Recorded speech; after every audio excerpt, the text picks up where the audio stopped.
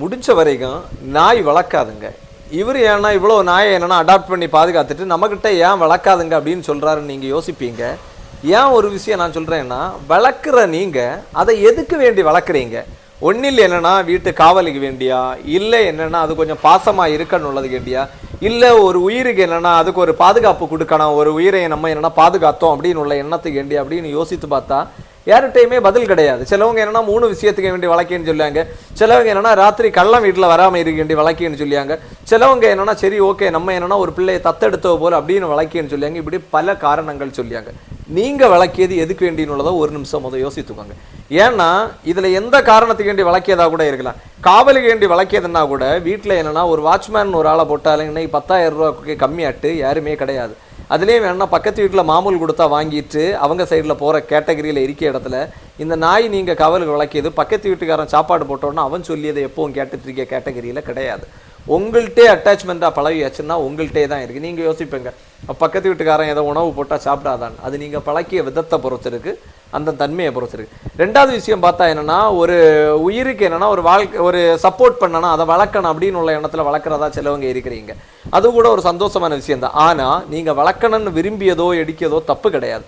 எவ்வளவு நாள் வரைக்கும் அதை வளர்க்க போறீங்கன்னு உள்ளதை தீர்மானிச்சுட்டு இதை வளர்க்க தொடங்கினா நல்லா இருந்திருக்கு. ஏன்னா நம்ம வீட்டில் பார்த்தீங்கன்னா சில வீட்டில் 2 பிள்ளைங்கள் இருக்கும், 3 பிள்ளைங்கள் இருக்கும். இது குழந்தைங்களை சொல்கிறேன். இந்த குழந்தைங்களுக்கு ஒரு சூழ்நிலை வருது, ஒரு படிப்பு ஏதாவது ஒன்று, ஒரு வேலை வாய்ப்பு வருது. அந்த குழந்தைக்கு ஒரு இடத்துல வேலை வாய்ப்பு கிடைக்கும் போது நம்ம என்னன்னா சில பெற்றோர் அந்த சூழ்நிலைக்கு இருக்கிற அங்கேயே போகிறாங்க. சிலவங்க என்னன்னா பிள்ளைங்களை அங்கே ஹாஸ்டலில் தங்கி படிக்க முடியாங்க. இல்லை இவங்களுக்கு ஒரு வேலை கிடைச்சதுன்னா கூட அதுக்கு தக்கன தன்னோட சூழ்நிலை சந்தர்ப்பங்களை மாற்றிக்கொள்ளும் மனிதன் இந்த விலங்குகளை ஆசைப்பட்டு எடுத்து வளர்க்கும் போது அதை மட்டும் உதறி தள்ளிட்டு போகிறாங்க. இதில் என்ன ஆகுது அப்படின்னு பார்த்தீங்கன்னா, இது நீங்கள் வளர்க்குறது நாட்டு நாயாக இருந்தால் அது வெளியில் விட்டால் கூட ஓரளவு கிடைக்கிய உணவையாவது அது தின்னு வாழ உள்ள தன்மையோட இருக்குது. ஆனால் அந்த தன்மை கூட இன்னும் சமுதாயத்திலே இல்லை. ஏன்னா யாரையுமே உணவு வெளியில் போடையில. எப்போ உணவு வெளியில் வருது அப்படின்னு பார்த்தீங்கன்னா, ஒரு கல்யாண வீட்டிலே இருக்கட்டும் அதில் உள்ள இலையை வெளியில் போடியது இப்படின்னு உள்ள சூழ்நிலையில தான் வெளியில் வந்துட்டு இருந்து. இப்போ அது கூட கிடையாது. ஏன்னா பண்ணைகள் நிறைய உருவாயிட்டு அப்போ அதுக்கே உணவுக்குன்னு பேரலில் வச்சு எடுத்துகிட்டு போக தொடங்கியாச்சு. இதுக்கு உணவு இல்லை. இதேமாரி என்னன்னா நிறைய பேர் வீட்டில் வளர்க்குற பார்த்தா கோல்டன் ரெட் வீலராக இருக்கட்டும், ராட் வீலராக இருக்கட்டும், ஜெர்மன் செப்பேடாக இருக்கட்டும், பிக் புல்லாக இருக்கட்டும், அதுக்கப்புறம் என்னன்னா பொமேரியன் தான் நிறைய வீட்டில் வளர்க்குறாங்க. இதெல்லாம் செல்லமாக வளர்க்குறாங்க. சிலவங்க கட்டிலில் போட்டு வளர்க்காங்க, வீட்டுக்குள்ளே போட்டு வளர்க்குறாங்க. இதெல்லாம் வளர்க்குறது ஓகே. ஆனால் இது வெளியில் நீங்கள் விடும்போது இதுகள் என்ன நிலையில் ஆகும் அப்படின்னு உள்ளது தெரியுமான்னு தான் தெரியலை. ஏன்னா ஒரு பொமேரியன் நாயாக இருக்கட்டும், நீங்கள் அதை வெளியில் விடுறீங்க, அது கண்டிப்பாக நீங்கள் வீட்டில் இருக்கும்போது என்னென்னா வாரத்துக்கு ஒருக்கா குளிச்ச ஊற்றி அவ்வளோ தூரம் பவுடர்லாம் தட்டி அழகாக வச்சுருப்பீங்க. வெளியில் விட்ட 24 மணி நேரம் தாண்டும் போது அது மழை உள்ள சீசனாக இருந்தால் அதை நீங்கள் பார்க்கும்போது என்னென்னா 2 மாதம் தாண்டி குளிச்ச ஊற்றாமல் இருந்தால் அது எப்படி இருக்குமோ அதை விட கேவலமான சூழ்நிலையில் அதுக்கு உடம்பெல்லாம் அழுக்காகி ஆகுது. அடுத்தது என்னென்னா, நீங்கள் யோசிப்பீங்க வெளியில் போனால் எங்கேயாவது கிடச்சிய உணவை தின்னு வாழுமேன்னு. கிடையாது. என்ன ஆகுன்னா அடுத்த ஒரு 2 நாள் வரைக்கும் எங்கேயும் சாப்பாடு அது சாப்பிட உள்ள தன்மை அதுக்கு இருக்காது. ஏன்னா வேற உணவுகள் அதுக்கு சில பிடிக்காது. ஏன்னா நீங்கள் அவ்வளவு செல்ல மாட்டு வீட்டில் என்ன வேணா, முட்டை வேணா 2 ஆம்லேட்டை போட்டு கொடுத்துருவியா, இறைச்சி என்ன துண்டை பொறிச்சு இறஞ்சிருவியா, இதெல்லாம் கொடுப்பீங்க. கடைசி டைமில் வெளியில் விடுறீங்க. அப்போ அதுக்கு ஓரளவு உள்ள உணவு எங்கேயும் கிடச்சா கூட தின்னாது, ஓடி ஓடி தெரியும். அடுத்த டயர்ட் ஆகுது. டயர்டான அப்புறம் என்ன ஆகுனா எங்கேயாவது ஏதாவது சின்ன துண்டு இறைச்சி அது கிடைக்குமான்னு உள்ளதுக்கு வேண்டி ஏதாவது சாப்பாடு கிடைக்கிற இடத்துல வாயை வைக்கும்போது ஒன்றில் பக்கத்தில் வேற அது கல்லெடுத்து அறிவாங்க. இல்லையா அந்த இடத்துல உள்ள வேற ஸ்ட்ரீட்டில் கொஞ்சம் டாக்ஸ் இருக்கேன் இல்லை, அதுகளுக்கு இது என்னன்னா புது ஆளாக இருக்கும். சில டைமில் அதுகளை கடிக்க வேண்டிய சூழ்நிலை வரும். ஏன்னா அதுக்கே கிடைக்கிது கொஞ்சம் உணவு, அந்த இதுக்கேண்டு உணவு தட்டுப்பாடுக்கேண்டி கூட அங்கே பிரச்சனை வரும். இந்த பிரச்சனைகளில் அதுக்கு அடியோ ஏதாவது பட்டுன்னா ஒரு இடத்துல ஒரு சின்ன புண்ணு வந்துன்னா கூட அது புழு ஏதாவது உருவாயிட்டுன்னா குறிப்பிட்ட நாள் அது தாண்டி விடாது. ஏன்னா அது என்னன்னா அதுக்கு உடம்புல இருக்க அந்த முடி, நீங்கள் முடி பார்த்தீங்கன்னா அவ்வளோத்து இருக்கு, அதுக்கு உடம்புல ஒரு சின்ன புண்ணு வந்தால் கூட வெளியில் தெரியாது.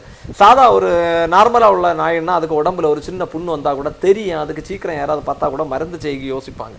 ஆனால் இதுகளுக்கு என்னென்னா ஒரு லிமிட்டுக்கு மேலே தாண்டின பிறகு தான் எல்லாருக்குமே தெரிய அளவில் வரும். அப்போ இந்த சூழ்நிலையில் அது என்னென்னா கழியாமல் அது சாப்பிடுங்க வழி இல்லாமல் அங்கே எங்கேயும் அலைஞ்சு கடைசி எங்கேயாவது இருக்கும்போது ஏதாவது ஒரு மனுஷனோ குழந்தையோட கிட்ட போகும்போது சீறிட்டு கடிக்கலாம். கடிக்கும் போது நமக்கு என்ன தோணும், நாய் குழந்தைய கடிச்சிட்டுன்னு. காரணம் யாரு? நீங்கள் வீட்டில் வளர்ந்துட்டு வெளியில் விட்டனால அதுக்கு உணவுக்கு வழி இல்லை, உறைவிடம் கிடையாது. ஏன்னா எல்லாத்தையும் அழகாக அலங்கரித்து கொடுத்துட்டு அடுத்த தூக்கி ரோட்டில் வீசும்போது அதோட கேரக்டர் மாறதான் செய்யுது சில சூழ்நிலைகள். அதனால தான் நான் சொல்கிறது என்னென்னா விளக்காதுங்க அப்படின்னு.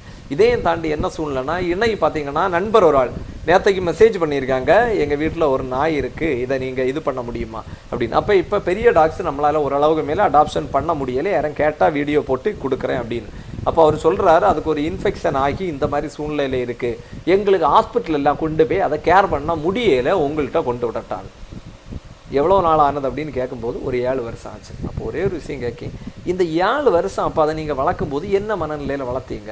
ஏன்னா நம்ம தான் இருக்கோம் கையில் திடீர்னு ஏதாவது ஒன்று அறப்பட்டுட்டு இல்லை ஒரு விரலையே தான் கட்டாகி கீழே விழுந்துட்டோன்னா இங்கே என்ன செய்வீங்க? அதுக்கு மருத்துவ உதவியை பண்ணணும்னு யோசிப்பீங்களா, இல்லைன்னா அதை வேற மாதிரி யோசிப்பீங்களா?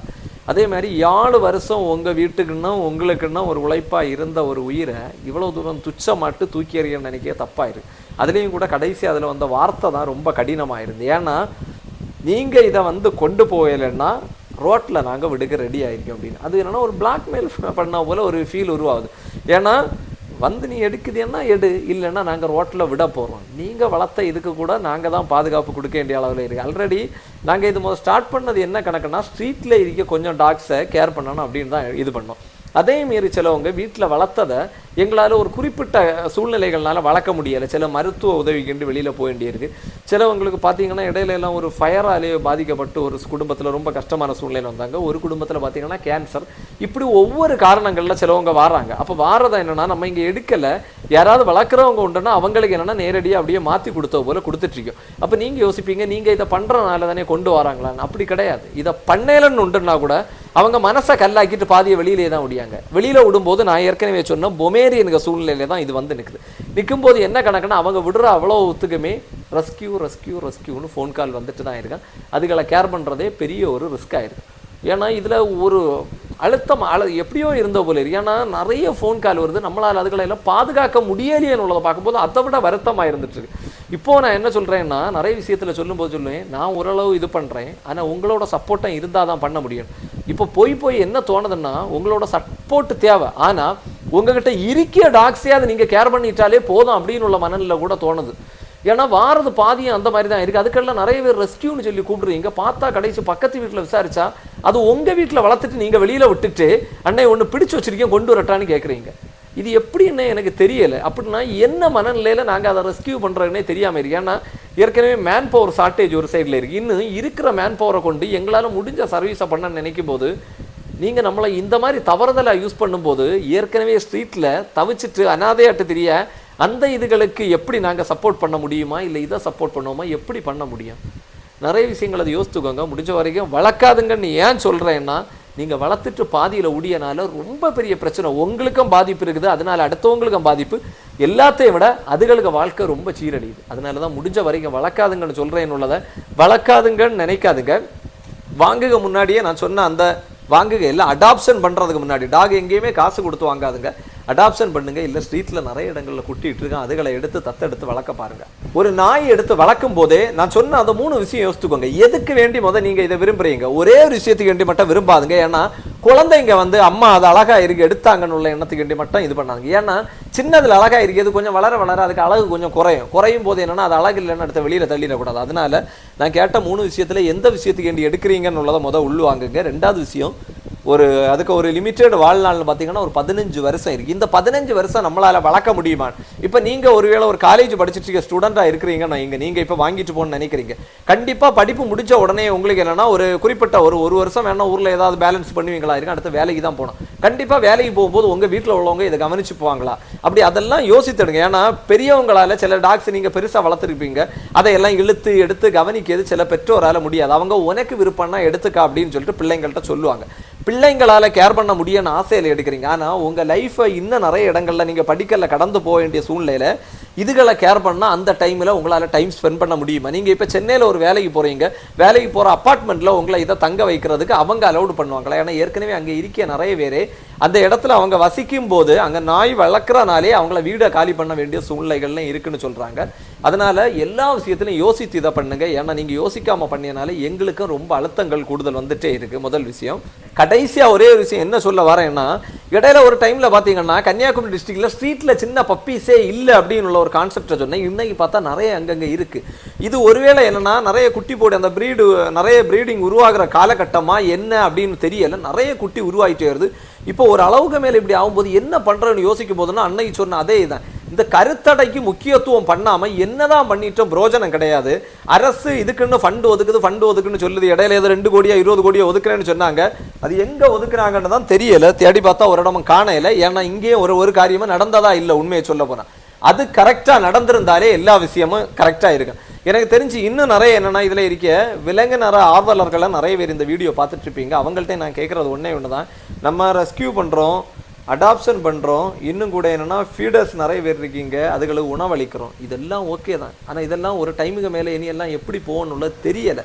அன்னைக்கு சொன்ன போல தான் இப்போது நான் என்ன சொல்கிறேன்னா, இந்த கருத்தடைக்கான முக்கியத்துவத்தை கவர்மெண்ட் சைடை எப்படியாவது அழுத்தத்தை கொடுத்து அடுத்தவங்கள்ட்ட அந்த ஒவ்வொரு வேலைகள் நடக்கும்போது இவ்வளோன்னு கமிஷன் ஒதுக்கியாங்க இல்லை, அது மாதிரி கமிஷன் வேணா அவங்க எடுத்துகிட்டு போட்டு பிரச்சனை இல்லை. மீதி உள்ளதை வச்சாது இருக்கிறத கரெக்டாக பாதுகாத்தா போதும். ஒரு 20 கோடி ரூபா வருதுன்னா அதில் 2 கோடியாவது நீங்கள் ப்ராப்பராக செலவு பண்ணாலே காரியங்கள் கரெக்டாக நடக்கணும்லதான் நான் சொல்கிறேன். அது எந்த அளவு செலவு பண்ணுறீங்கன்னு தெரியல, அதை ப்ராப்பராக செலவு பண்ணுங்க. லாஸ்ட் டைம் என்னன்னா இங்கே வேக்சின் போடுறது வந்திருந்து ரேபிஸ் நோய்க்கு. அப்போ கூட நம்ம என்னன்னா பேசியிருந்தோம், ஸ்பாட்லேயே போய் நீங்கள் வேக்சின் போடலாமே, எதுக்கு நீங்கள் வண்டியில் ஏற்றி ஒரு 25 ஒன்றத்தை வண்டியில் ஏற்றுறீங்க, ஹாஸ்பிட்டலுக்கு கொண்டு போகிறீங்க, அங்கே கொண்டு இன்ஜெக்ஷன் போடுறீங்க, திரும்ப 25 ஒரே இடத்துல விடுறீங்க. நீங்கள் பிடிக்கிறது 20 இடத்துல பிடிச்சிட்டு ஒரே இடத்துல விட்டீங்கன்னா மாறி மாறி அதை சண்டை போட்டுட்டு தான் இருக்கு. இந்த சூழ்நிலையை நம்ம விவரிச்சு அவங்கள்ட்ட சொன்ன பிறகு கூட அப்படி பண்ண முடியாதுன்னு சொன்னாங்க. அப்ப கேரளாவில எல்லாம் அந்த மாதிரி பண்றாங்கன்னு கேட்டா இல்ல, தமிழ்நாட்டில் அது பாசிபிள் இல்லைன்னு. இடையில பார்த்தாச்சுன்னா கோவையில பார்த்தா அங்கே எல்லாம் போட்டுட்டு இருக்காங்க. கன்னியாகுமரிக்கு மட்டும் எல்லாத்துலயுமே வித்தியாசமான விதிவிலக்கு. நம்மளால ஓரளவுக்கு தான் எல்லாத்துலயும் ஃபைட் பண்ண முடியும். அதனாலதான் இப்பவும் சொல்லி அந்த கருத்தடை வராம எதுவுமே பாசிபிள் கிடையாது.